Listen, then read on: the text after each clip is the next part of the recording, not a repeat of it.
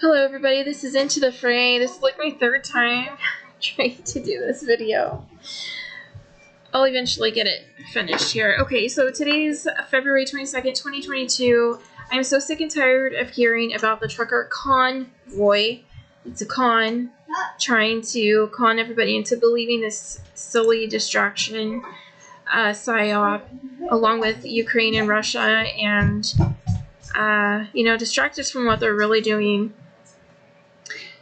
So anyways, I found several interesting tidbits of info that you won't find on MSM News or, just from everybody talking about it. Everybody's just like, oh yeah, they're fighting for our freedom, and it's just so wonderful. And, well, really it's not, because this is all part of their plan, I believe. So let's just go ahead and get into this. This is from the 1990s Illuminati card game. It's all about our trucker strike. Not too surprising because, this card game has all kinds of stuff in it. But interesting nonetheless. So more predictive programming here. Here's another predictive programming movie called CON-Voy from 1978. Starring Chris Christopherson. I saw some clips from this today, and it's basically truckers in a convoy, and yeah. So anyways, let's find out who this man is doing this Masonic hand sign. Also, in this picture, he's doing the Masonic hand grip there too. He's the leader of the Teamsters Union, and I don't feel like many people have dug into this. Why do we keep doing that? Sorry, guys. He's very much part of secret societies, and obviously, this is part of their plan, or else it wouldn't be getting so much attention. If it's on the news, then it's not real. That's the motto I'm going by.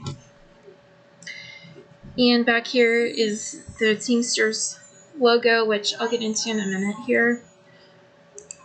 But this is James P. Hoffa. Yes, this is the son of Jimmy Hoffa. And we'll get into that in a second. But I wanted to bring your attention to International Brotherhood of Teamsters. That little word there, brotherhood, we all know what that means, secret society.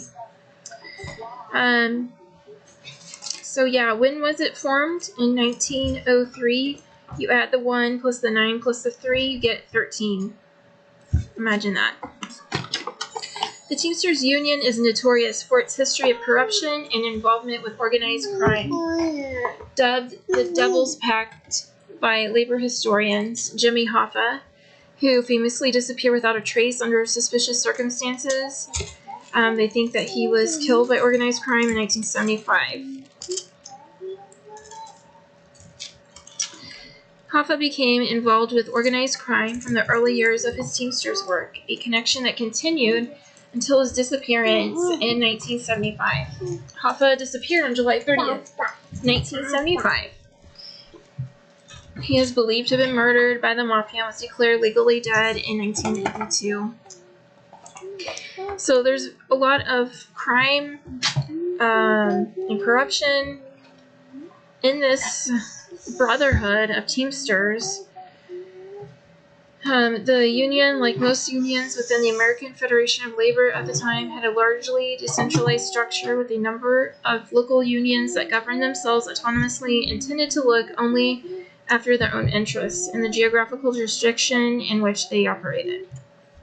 The Teamsters were vitally important to the labor movement, for a strike or sympathy strike by the Teamsters could paralyze the movement of goods throughout a city and bring a strike into nearly every neighborhood. Can you imagine what this would do on a larger scale with the already beginnings of the famine that we've been going through? It just sounds like more man-made, created, problems by our government, and these secret societies who are in bed together or, well, governments run by them, you know, so. It also meant that Teamsters leaders were able to demand bribes in order to avoid strikes, and control of a Teamsters local could bring organized crime significant revenue. So they're making money off of this. During Shea's presidency, the entire Teamsters union was notoriously corrupt.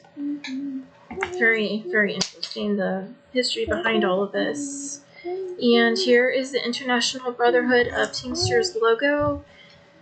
The star within the circle.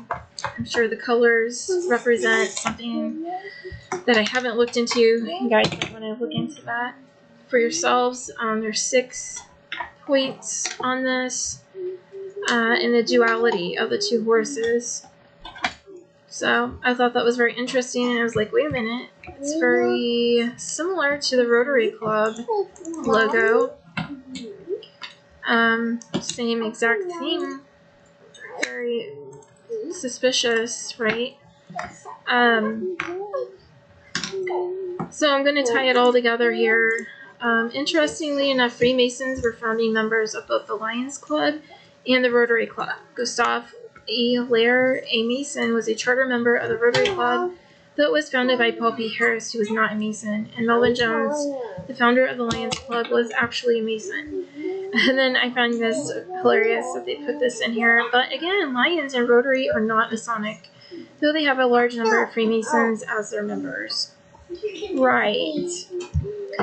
They're all splinter groups off of, you know, Freemasonry. But yeah, just they like putting that disinfo in there.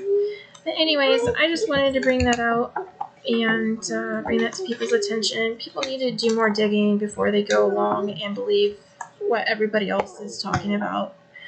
So with that said, I'll try to get another video out this week, but I wanted to put this out really quick. Hope everyone's doing well, and take care.